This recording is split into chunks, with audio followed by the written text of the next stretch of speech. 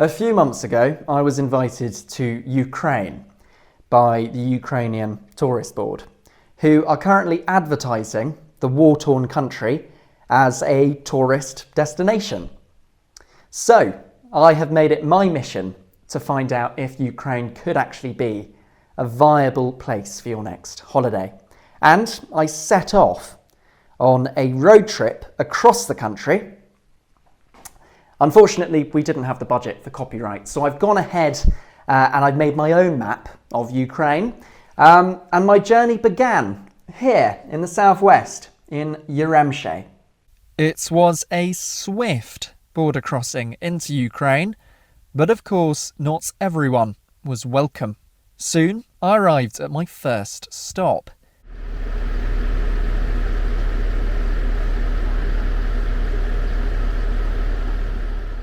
Uremche is probably not the first thing that springs to mind when you think of Ukraine, a bustling tourist haven that attracts visitors from as far as the Donbass for hiking and skiing.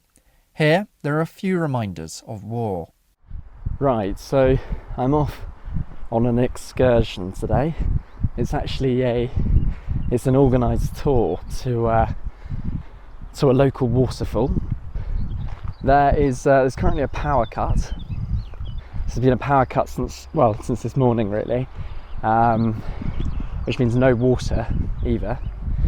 And it's because the local power station was bombed the other day.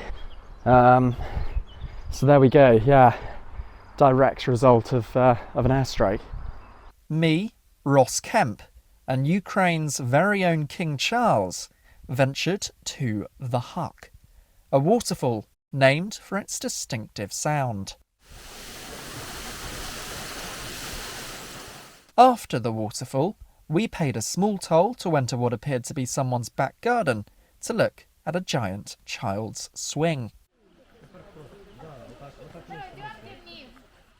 Finally, it was time for lunch, which consisted of some cheese and, of course, this cherry vodka, which was so delicious, I decided to have 4 shots. We're in the sort of, I suppose, nature park, nature reserve, and it's really busy. Huge amounts of people, a lot of domestic tourists, a lot of school children, but really, really busy, surprisingly busy. There you are. The others on the hike were fantastic. These are people who are under tremendous stress at home because of the conflict, yet they were incredibly friendly and exceptionally kind. This is a region precious to Ukrainians as a sanctuary from the very challenging environment that lies just a little further east. The Carpathian region where I am now is relatively sheltered, while as tomorrow I'll be heading into the interior of the country, to the central region of the country, where things are much more intense and ultimately more dangerous. So air raid sirens will become more frequent. So far, I haven't had... I don't know what that was. Now feeling quite nervous, I set off for Kyiv the following morning. I made fantastic progress as I journeyed into central Ukraine. Soon, it was time for lunch, so I stopped at the local for something to eat. I'm just indulging in the quintessential Ukrainian petrol station lunch, which is a hot dog. Kyiv was as far east as I'd been in wartime Ukraine, and it was a completely unfamiliar, urban environment that is often at the forefront of missile strikes. The vibe in the hotel certainly didn't help my shaky nerves. Kyiv's flagship and centrepiece hotel was now almost deserted. The extravagant lobby was empty, and there were no other guests to be seen. The few remaining staff wandered about, looking almost bored, while a lone receptionist manned the front desk and a single taxi sat outside the grand entrance. Upstairs was no different. The hallways leading to the rooms were desolate and barely lit. This spooky environment brought upon me a sense of dread. Quickly, my sense of dread turned to panic.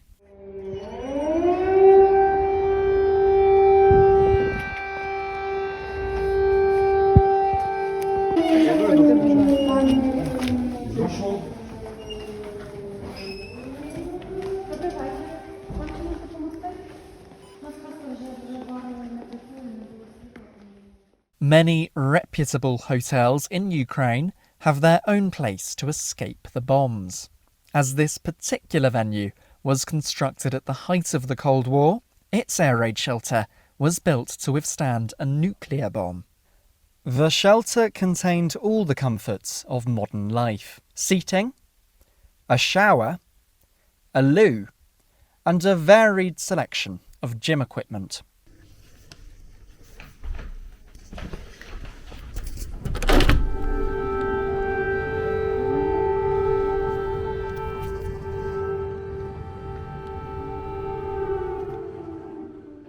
Now, the worst part of an air alert at 2 a.m. is not being woken up, or even having to venture down 15 floors without a lift. No, the worst part is being stuck 4 floors underground with a terrified Japanese man and an American who won't stop talking. Oh, good morning. Morning. Party's all here. That siren is just siren for the beginning of the air alarms. So how was your day today? Or what should I say, yesterday? Actually woke up, I think I'm still on Western Hemisphere time. I actually woke up at 3 o'clock and I thought, man, I'm hungry. What time is it? I've been basically staying up most of the night and then sleeping in the wee early morning hours, but the sun here comes up at 4 o'clock. So when the sun comes up, then my eyes pop open. So I get myself together, have some breakfast, come back to the room, and then usually I'm like, and then I'm out for probably another good 8 hours. I felt sorry for our Japanese friend. They put him up on the 9th floor. There's 9 floors to come down. I will have the longest Monday on record. It was actually the flight that actually scared me. I would be flying into Rome, and the flight itself was only going to be $2,000. But then adding the Europass and getting the train to take you through, which is really, really great, but it's high season now. And I thought, well, I will go in a later time of the year. During low season, I'll get better fares, less crowds. I really don't care about the weather. The weather could be cold and windy and rainy, and I'm still going to love it. In the west of Europe, we typically wake up via the sound of an alarm. Here in Kyiv, it's exactly the same. It's just you don't quite know when the alarm might start kicking off. Good morning. It's just about gone 7:10.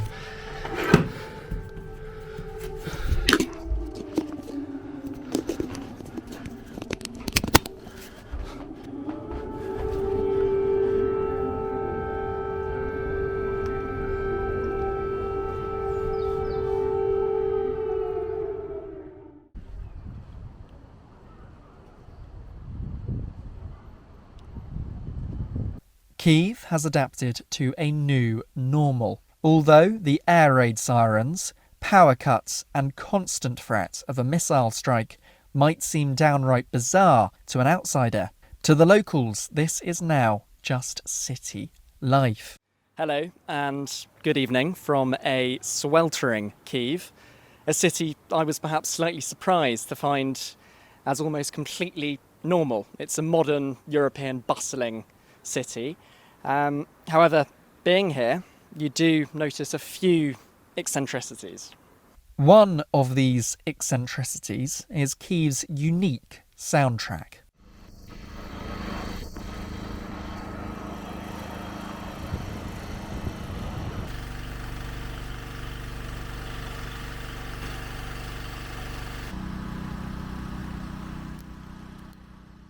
Because of Ukraine's wounded power infrastructure, these generators are now the backbone of many businesses here in the capital. While I was in Kyiv, I met with one company that wants you to have your next holiday in war-torn Ukraine.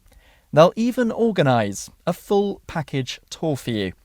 I sat down with the head of tours to discuss some of the different air raids you can expect on your next trip to Ukraine. And because I accidentally deleted all the original footage from this interview, the next few seconds of video no longer exist.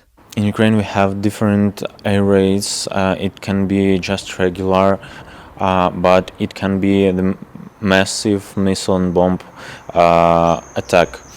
So I recommend to go to the shelter every time when you hear the siren or you see a notification about air raid. Misha then kindly organised a tour of Kyiv with one of Visit Ukraine's specialist tour guides. Eccentric, charismatic and infinitely knowledgeable, Natalia. Just fancy, 1939, when Europe was bleeding with the Second World War. Here in Kiev, a German architect was designing this building for Communist Party of Ukraine. Bingo! And look here. This is the monument to Olga. We call her Olga. Actually, her original name was Helgu. She was princess from Sweden, and she married Igor, great prince of Kiev. What we see now is a reconstruction of 1998 because communists ruined the cathedral down the ground in 1935. The monastery was pretty big with about 1,000 monks, and later on the communists ruined their constructions and temples. Instead, this grey building, was constructed for the Communist Party of Ukraine. It was completed in 1939 by a German architect, Langbart. If Britain, France or Germany found itself at war, I imagine this is what it would look like. Of course, if this was Britain, society, government and business would fall apart completely, just as it does when the temperature goes over 25 degrees Celsius. But you get my point. This is what a modern European city looks like at a time of war. It's war, but organised. There are systems in place to deal with power cuts. Apps to tell you if there's an imminent airstrike. If you're at the cinema and there is an air alert, you can return for free within a certain period and continue watching the film from where you left off. Here, there are ways to get married via an app on your phone, particularly useful if your partner is on the front lines. This is modern society dealing with an arguably very archaic situation. Attention, air alarm. Urgently follow the stairs to the bomb shelter. Do not use the elevator. Help each other. Attention, air alarm. Follow the stairs to the bomb shelter. It was now time to leave Kyiv, and after driving into a tree,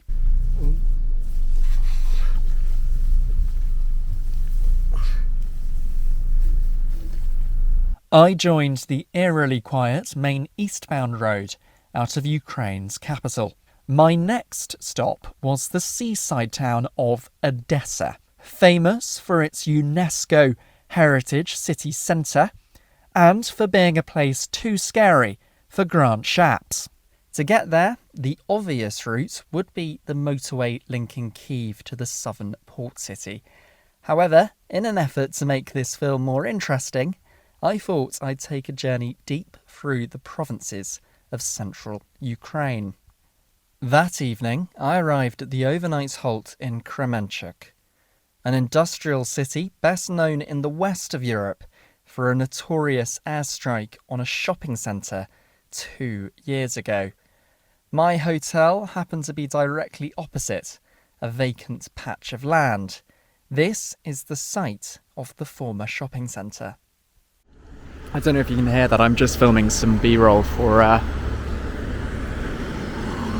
the video, and the air raid siren's just gone off, which is frustrating, and now everyone appears to be leaving the hotel.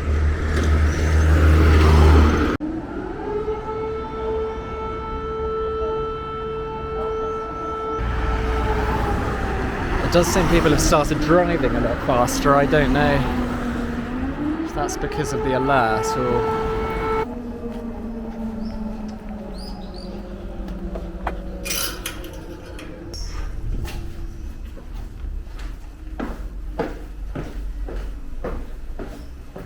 This is the air raid shelter in this hotel. There appears to be the only one here.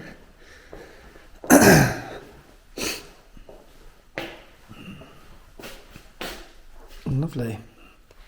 I spent most of the night held up completely alone in a damp, dark basement that smelt of wee.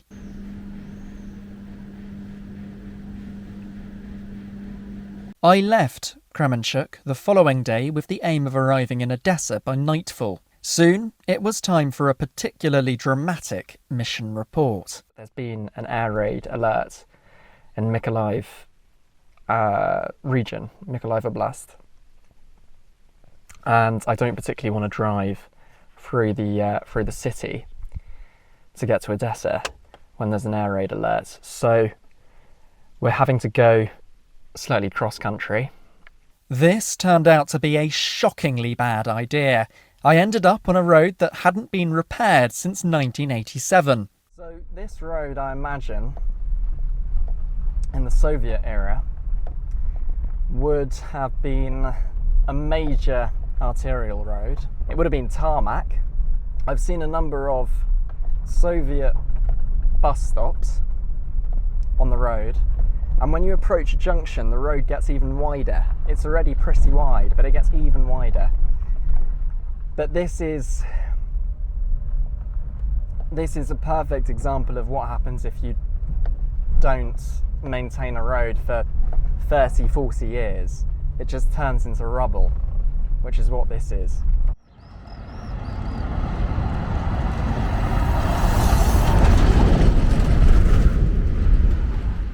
Right, so I am... Well, actually, I have no idea where I am, but it's a town. And I'm going to have a quick look at the tyres, because that was possibly one of the worst roads I've ever driven on, and I'm not sure it's going to get any better. And it did get worse. Much worse. Because now, this was no longer a former arterial road, it still is an arterial road. Not only did you have to avoid the bumps and the ponds, but also immense lorries hurtling towards you on either side of the road. The concept of keep to the right no longer existed, as vehicles swerved manically to avoid potholes and each other. Because of all the lorries, especially this one that's just going to pass us in a second, it does make it quite difficult to breathe because it gets very, very dusty. Very dusty indeed. As you can probably see. This road went on for miles and miles and miles.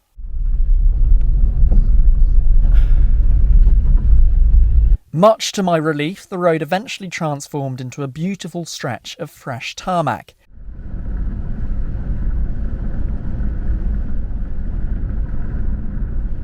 For about 25 seconds.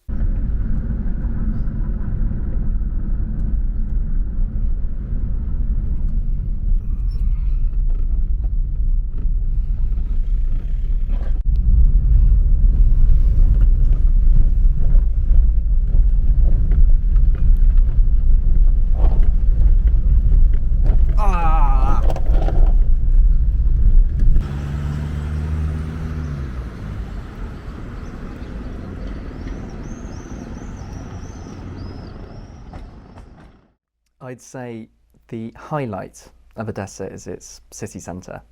There's so much history here, and architecturally it's beautiful, it's unspoilt. However, it is at risk, and that's noticeable because the city centre overlooks the port, and the port of Odesa is perhaps the most important place, not only economically but ultimately strategically in Ukraine, and therefore it's a major target for airstrikes. And when you walk around the city centre, if you look in the right direction, you can see the devastation of the port. There are parts of the port, I think it's the passenger terminal, that was completely destroyed.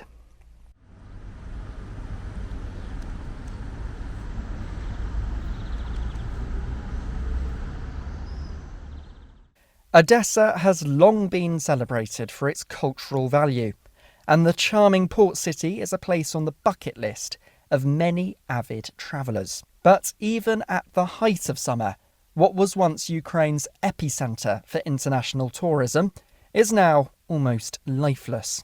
Although, while foreign tourists were difficult to come by, domestic tourists were absolutely everywhere.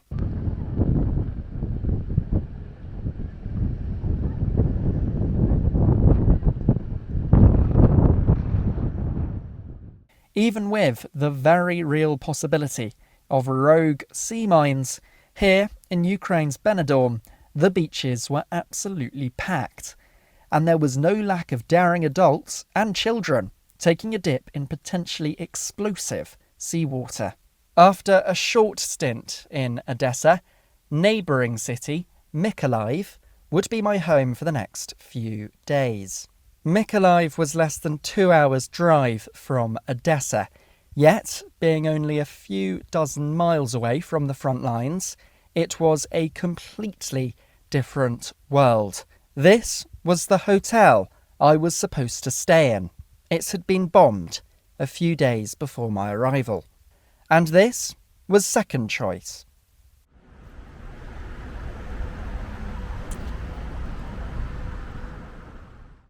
This is the local government administration building. I think you get the picture. It was difficult to find something not damaged by an airstrike. Many buildings were nearly completely destroyed, and those that were not severely damaged were usually missing at least windows. And it's not just power that is an unreliable luxury in Mykolaiv. There is also very limited access to clean water.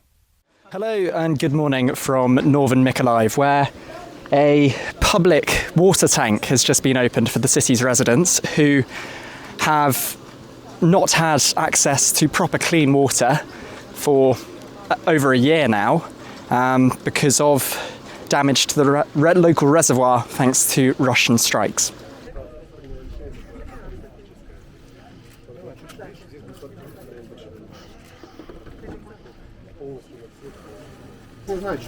Александр. Я набрал. Мне даже ступали.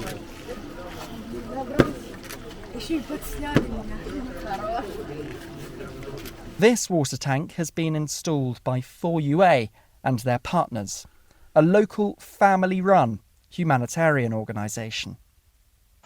Таких точек на сегодняшний день у нас 3. Это 4-я точка, которую мы открываем в городе Николаеве. Я уверен, что таких у нас будет более десятка. Оборудование, которое нам поставили наши партнеры, имеет разную производительность. На первой точке у нас стоит оборудование, которое может чистить 3 тонны воды в течение часа. Здесь оборудование стоит 500 литров воды в течение часа. Это оборудование на сегодняшний день зарекомендовало себя с самой лучшей стороны в качестве воды. Что бы ни происходило в Украине, в городе Николаеве, режим работы будет постоянный, и люди будут постоянно с чистой водой. Благодаря нашему партнеру. Внимание, марш. I was very kindly hosted in Mykolaiv by Sergei, his daughter Diana and her partner Dima. Together they devote themselves entirely to helping others, choosing to remain in Mykolaiv even when 50% of the population fled earlier in the war. 4UA's work includes everything from on-the-ground rescue operations to manufacturing simple oven devices in preparation for what is predicted, considering the quickly deteriorating power situation, to be an exceptionally harsh winter. Sergei gave me a tour of Mykolaiv's famous shipbuilding quarter, although, inevitably, we were interrupted. Вот на том месте, где сейчас собиралось быть строительство одного из торговых бизнес-центров. This is the construction of some of the future business centers. many years ago, thousands of years ago, there was a hill there, and when the inhabitants of this place saw the barbarians, they made a great fire, and this fire told the inhabitants that the enemy was very close. Украина в 21 веке сделала технологический скачок. Теперь предупреждение мы даем не огнями, а такими вот сиренами. Well, he said that the Ukrainians went forward, and now they give to know about the danger, not with the help of the fire, but with the help of such kind of sirens. The team and I drove to Pervomaske, a nearby village where we met with local chief, Helena. Добрий день, дуже приміння. Іллян. Галина. Pervomaske has spent the last 2 years straddling between native Ukrainian control and Russian occupation. It has since been further devastated by routine airstrikes. This was a cultural centre until 3 days ago when it was bombed as a missile headed towards Mykolaiv. So you can hear the air raid sirens just gone on again. This is a children's playground right next to the cultural centre, which was completely devastated. We've only been in this village for about 10 minutes, but absolutely everything here is destroyed.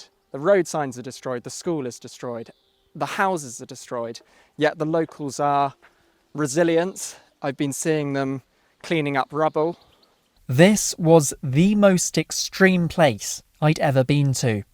But while 20% of Brits are off work for mental health problems, people here, people who have lost their homes, witnessed the rape, murder and torture of their loved ones, were cleaning up their village or helping those neighbours who had suffered even more than they had. Вывозят мусор после взрыва. Try to take away the rubbish using his own car.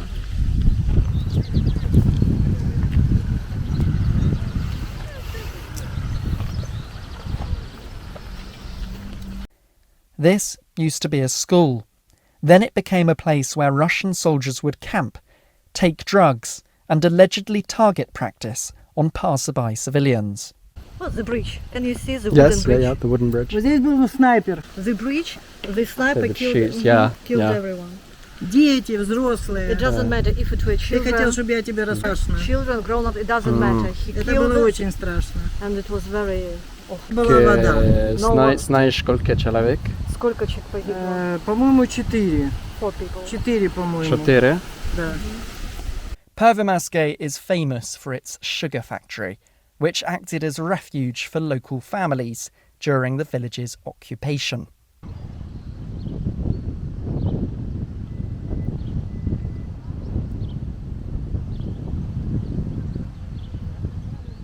And now, on to something slightly more uplifting.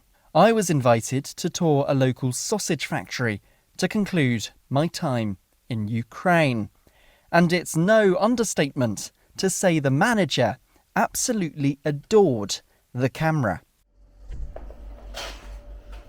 Да, Виктор Руслан, он был у Бориса Джонсона вот же недавно. Просили, что они там просили, мы ж не знаем. Вот он, этот мальчик. У меня фотографии есть, да. But Irina's strong accent did cause a few issues when generating English subtitles, and the finished result was a bit weird. Или так фотографируй нас, да, чтобы мы шли.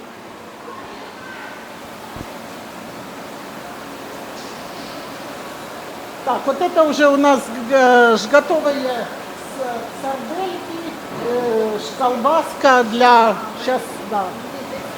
The ready sausages which are washed and dried here. They are washed and dried. Да, это мы ее, вот она приготовилась у нас, мы ее моем. Да, вы все поняли, да? А готовим мы ее...